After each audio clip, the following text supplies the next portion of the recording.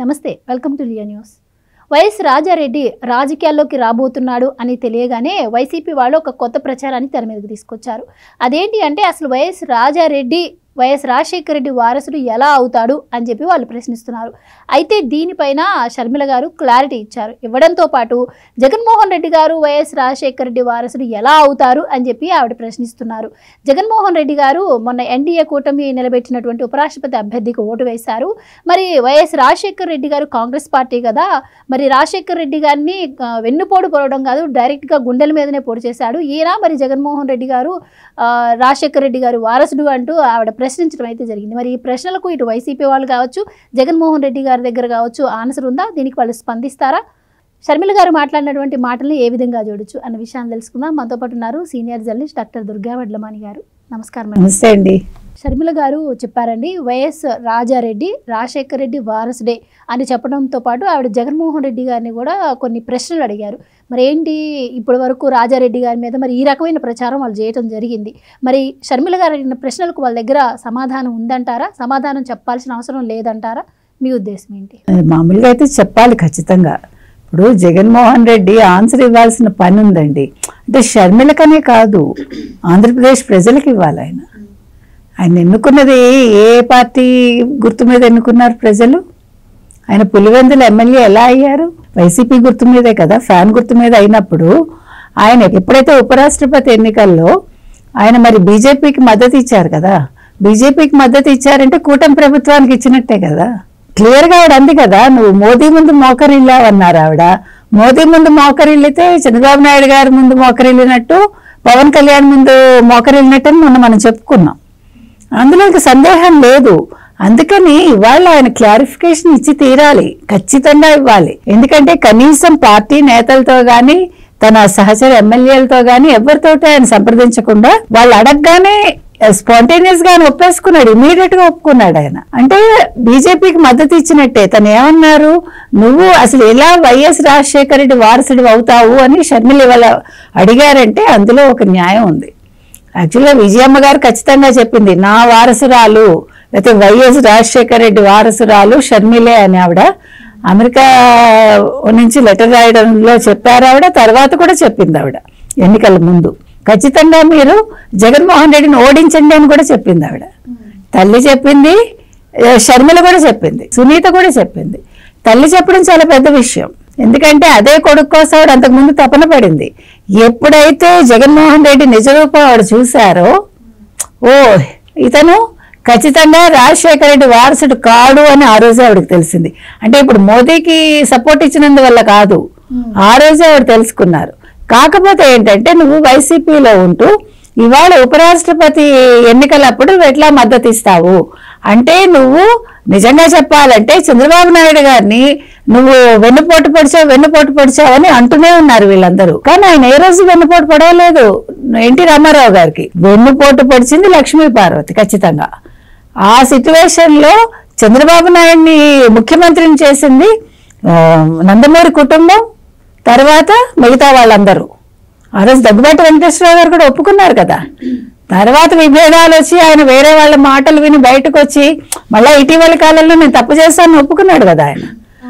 అంటే పరిస్థితుల ప్రాబల్యంతో ఆయన మారాడు తప్ప ఆ రోజు మొత్తం నందమూరి కుటుంబం ఏకతాటి మీద ఉండి మరి బాలకృష్ణ ఒప్పుకున్నారు, హరికృష్ణ గారు అందరికంటే ఎక్కువ ఆ రోజు. అంటే ఒక అగ్రెసివ్ గా ఉండే మనిషి కూడా ఒప్పుకున్నారు కదా. కాబట్టి నేను అనేది ఏంటంటే ఇవాళ తండ్రి గుండెల మీద లేకపోతే తండ్రి ఛాతి మీద నువ్వు కత్తితో పొడిచావని షర్మిల అందం అనేది 100% నిజమండి అది. అందుకని ఇవాళ ఆయన వచ్చి ఆన్సర్ ఇవ్వాల్సిన బాధ్యత ఉంది. నాట్ ఓన్లీ చెల్లెలండి, ఇక్కడ జగన్మోహన్ రెడ్డి ఇవ్వాల్సింది ఆంధ్రప్రదేశ్ ప్రజానీకానికి, ముఖ్యంగా పులివెందుల, కడప, రాయలసీమ ప్రజానీకానికి ఆయన ఇచ్చి తీరాలి. అందుకే రాయలసీమ వాళ్ళు ఇతని గురించి గ్రహించారు కాబట్టి మొన్న పులివెందులో డిపాజిట్ కూడా రాకుండా చేశారు. కాబట్టి ఇవాళ అసలైన వారసుడు రాజారెడ్డి అంటే ఇక్కడ ఒకటి వైఎస్ రాజారెడ్డి అనడానికి కుదరదు. సరే రాజారెడ్డి అనిల్ అంటారో ఏమంటారో, లేకపోతే వాళ్ళ ఇంటి పేరు ఏదో మురిసిమిల్లేదో అదంతా ఓకే. కానీ రాజారెడ్డి ఒక రకంగా షర్మిల తర్వాత రాజశేఖర రెడ్డి వారసుడు అవుతాడు. ఎందుకంటే రాజారెడ్డి పేరు రాజశేఖర రెడ్డి పెట్టారు అని వాళ్ళు షర్మిల చెప్పారు. నా కొడుక్కి నా తండ్రే పెట్టారు ఆ పేరని. అంటే హీ యాక్సెప్టెడ్. అప్పటికే జగన్మోహన్ రెడ్డి పిల్లలు ఉన్నారేమో, నాకు అంత ఐడియా లేదు, ఎందుకంటే అన్నగారు కాబట్టి ఖచ్చితంగా పిల్లలు ఉండే ఉంటారు. అంటే నెక్స్ట్ వారసుడు ఇతనే అని ఆయన డిక్లేర్ చేసినట్టే ఆ పేరు పెట్టినప్పుడే. అంటే తండ్రి మామూలుగా తాత ఎప్పుడు కూడా తండ్రి పేరు పెట్టారు అంటే వారసుడిగా ప్రకటించడానికే పెడతారు. సో రాజారెడ్డి నుంచి ఇది 3వ తరం, రాజశేఖర రెడ్డి నుంచి 2వ తరం, రాజశేఖర రెడ్డి తర్వాత. సో ఖచ్చితంగా ఆయన డిక్లేర్ చేసేసాడు ఎవరు, రాజశేఖర రెడ్డి గారు. కాబట్టి ఇవాళ షర్మిల చెప్పింది నిజం. ఇంకొకటి, జగన్మోహన్ రెడ్డి గారికి అబ్బాయిలు లేరు, సరే పిల్లలు ఆడపిల్లలు వచ్చినా తప్పేం లేదు రాజకీయాల్లోకి, ప్రజలు యాక్సెప్ట్ చేస్తే దే కెన్ కమ్. కానీ ఈ రోజు మాత్రం యాజ్ ఇట్ ఈజ్ తీసుకుంటే రాజారెడ్డి ఖచ్చితంగా వారసుడే. కాకపోతే రాజారెడ్డి ఇప్పుడు ఏ రకంగా ఉంటాడు, ముత్తాత రాజారెడ్డి లాంటి మెంటాలిటీ చూపిస్తాడా, రాజశేఖర రెడ్డి లాగా మంచిగా ఉంటాడా? రాజశేఖర రెడ్డి కూడా 60 ఏళ్ళు దాటాక ఆయన రాజకీయ పరిపక్వత వచ్చింది ఆయనకి చెప్పాలంటే. అంతకు ముందు అంటే పాదయాత్రకు ముందు రాజశేఖర రెడ్డి వేరు, పాదయాత్ర తర్వాత రాజశేఖర రెడ్డి వేరు. సో ఇప్పుడు ఏ రకంగా ఇతను ఉంటాడు, తాతలాగా పరిపక్వత ఇప్పటి నుంచి రావడం కష్టం, ఇంకా ఆయన ఎంట్రీలోనే ఉన్నాడు కాబట్టి ఇట్ మే టేక్ టైం, కానీ ప్రూవ్ చేసుకోవాలి. రెండోది, లక్షణాలు కూడా ఏ రకంగా ఉంటాయి మనకు తెలియదు.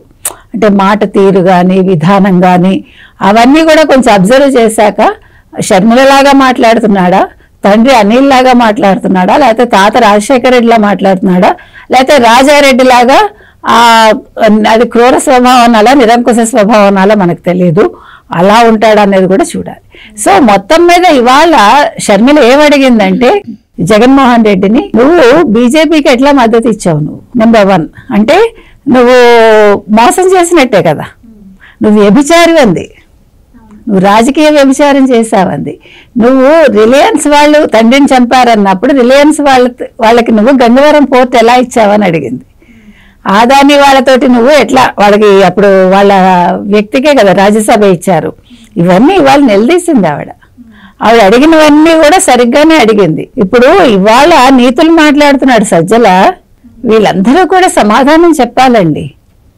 ఇవాళ తెల్లారి లేచి ఆంధ్రప్రదేశ్ని, ఇంకొక ముఖ్యమైన విషయం ఏంటంటే అసలు ఆశ్చర్యకరమైన విషయం, ఆంధ్రప్రదేశ్లో అన్నం తిని ఆంధ్రప్రదేశ్ ప్రజలకు అన్యాయం చేసే ఒక పనులు విధానాలు ఇప్పటికి కూడా కొనసాగిస్తున్నారు వాళ్ళు. ఇప్పుడు చంద్రబాబు నాయుడు ఇంత అభివృద్ధి చేస్తూ ఉంటే రాష్ట్రాన్ని, ఆ రాష్ట్రం అభివృద్ధి చెందకుండా ఉండడం కోసం వీళ్ళు ఈమెయిల్స్ పంపించటం, లేఖలు రాయటం, తర్వాత మంచి జరిగితే జరగలేదని చూపించటం, మేము వచ్చాక ఇవన్నీ కూడా నాశనం చేసేస్తాము, ఇవన్నీ కూడా ఉండకుండా చేస్తాము, అన్ని క్లోజ్ చేస్తాము, పరిశ్రమలు రాకుండా చేస్తామని ఈ రోజు నుంచి చెప్తున్నారు. అంటే నేను అనేది ఏంటంటే, మీరు ఒక రాజకీయ నాయకులుగా ఉండి మీరు ఒక రాష్ట్రాన్ని మీరు ఒక 5 ఏళ్ళు పరిపాలించి రాష్ట్రాన్ని మేము సర్వనాశనం చేస్తామని ఇంకా చెప్తున్నారంటే అది ప్రజలు అంటే గుర్తుపెట్టుకోవాలి, ఇవన్నీ కూడా దృష్టిలో పెట్టుకోవాలి, ఆలోచించాలి. అంటే వీళ్ళు అధికారం లేకపోతే వీళ్ళు ఎంతకైనా తెగిస్తారు, అధికారం ఉన్నా తెగిస్తారు. ఏ రకంగా? వాళ్ళు అక్కడ అవినీతి చేసి ప్రజల్ని భయపెట్టాడు కదండి. ఈరోజు అసలు ఎవరు జగన్మోహన్ రెడ్డి ఓడిపోవటానికి ఫస్ట్ కారణం ఆయన చేసిన అంటే ప్రజలని భయపెట్టిన తీరు. సో అందుకని నేను అనేది ఏంటంటే, నిజంగా ఒక రకంగా షర్మిల ఏమనాలి, భలే ఒక బాణం అని ఏ ముహూర్తాన్ని అన్నారో కానీ బాణంలాగానే ప్రశ్నలు సంధిస్తుంది ఆవిడ. మరి రాజారెడ్డి గారి గురించి అంత ప్రచారం చేస్తున్న వాళ్ళు ఫస్ట్ దీనికి సమాధానం చెప్పాల్సిన అవసరం. అందుకే ఆవిడ సైతాన్ సైన్యం అంది. సైతాన్ అనే పదం యాక్చువల్గా బైబిల్లో వాడతారు. సో సైతాన్ సైన్యం అంది వాళ్ళ. గతంలో మీరు కూడా వినే ఉంటారు, చార్జ్ షీట్ లో కూడా రాజశేఖర్ రెడ్డి గారి పేరు చేర్పించింది జగన్మోహన్ రెడ్డి గారు అని చెప్పి. ఎగ్జాక్ట్లీ, అవును. ఆ పొన్నవాళ్ళతో చేర్పించాడు. తండ్రి పేరు ఎక్కడైనా చచ్చిపోయాక కూడా చేర్పిస్తారు అట్లాగా. నెంబర్ 1. నెంబర్ 2, తండ్రి చనిపోగానే సంతకాల సేకరణ గురించి కూడా మాట్లాడారు. అంటే నేను అనేది ఏంటంటే, అసలు మామూలుగా అంటే సాధారణంగా ఏంటంటేనండి, మన అమ్మ నాన్న గురించి ఎవరైనా నెగిటివ్ మాట్లాడారనుకోండి, నిజంగా తండ్రి చిన్న తప్పు చేసినా కూడా ఎవరైనా మాట్లాడితే లేదండి మా నాన్నగారు అలా చేసి ఉండరండి, అలా చేసే మనిషి కాదు, ఆయన చాలా మంచివారు అంటావా అనవా? ఇక్కడ రివర్స్. అంటే ఎంత నీచుడో ఆలోచించండి జగన్మోహన్ రెడ్డి. తండ్రి నీకు ఇంత ఆస్తి ఇచ్చాడు, ఇంత హోదా కల్పించాడు, నీ ప్యాలెస్లు ఇచ్చాడు, అయినా కూడా నువ్వేం చేసావు, తండ్రి పేరు ఛార్జ్ షీట్ లో చేర్పించావు. అందుకని నువ్వు అసలైన వారసుడు ఎలా అవుతావు నువ్వు? అసలైన వారసుడు ఇప్పుడు రాజారెడ్డి అవుతాడు. ఫస్ట్ షర్మిల అవుతుంది, తర్వాత రాజారెడ్డి అవుతాడు. అది షర్మిల చెప్పింది కరెక్ట్ అండి. ఎందుకంటే కొడుకు అనేవాడు, అందుకే అది పుట్టలోని చెదలు పుట్టవా గిట్టవా అని, ఇలాంటి వాడు కొడుకు ఉంటే ఏంటి ఉండకపోతే ఏంటి. కాబట్టి ఇవాళ ఆవిడ అన్న మాటల్లో నిజం ఉందండి. మీరు అడిగినట్టుగా జగన్మోహన్ రెడ్డి ముందు ఆంధ్రప్రదేశ్ ప్రజలకి, తర్వాత పులివెందుల ప్రజలకి, తర్వాత చెల్లెలకి, తల్లికి కూడా ఆన్సర్ ఇవ్వాలి ఆయన. ఇవాళ షర్మిల మాట్లాడిన మాటలకు ఆయన ఖచ్చితంగా బదులు ఇవ్వాల్సిన ఆవశ్యకత ఎంతైనా. అండ్ ఇంకోటి, మీరు ఎలాగో విజయమ్మ గారి గురించి తీశారు కాబట్టి ఒక ప్రశ్న. ఇప్పుడు వైఎస్ రాజారెడ్డి రాజశేఖర్ రెడ్డి వారసులు ఎలా అవుతారని చెప్పి చర్చ నడుస్తోంది. దీనికి సంబంధించి మరి ఆ పేరు మా నాన్నగారే పెట్టారని ఆవిడ చెప్తుంది. ఒకసారి విజయమ్మ గారు కూడా మరి బయటకు వచ్చి దానిపైన స్పందిస్తే ఏమన్నా బాగుంటుందంటారా? స్పందించాలి అంటే ఆవిడ స్పందన మనం చూసాం కదా ఫస్టే. ఇప్పుడు మనవాడిని ఆశీర్వదించి ముద్దు పెట్టుకుని పంపించింది ఆవిడ. మీరు దాని స్పందన కింద తీసుకోవచ్చు కదా. అంటే ఇప్పుడు ఆవిడకి ఇష్టం లేదనుకోండి, ఆవిడ అసలు ఎటువంటి గెస్చర్ ఉండేది కాదు. ఆవిడ ఆల్రెడీ షీ షోడ్ హెర్ ఇది. కాబట్టి ఇచ్చినా తప్పులేదు, ఇవ్వకపోయినా that it self sufficient. Right madam, thank you so much. Thank you. Please subscribe to Leo news for more videos.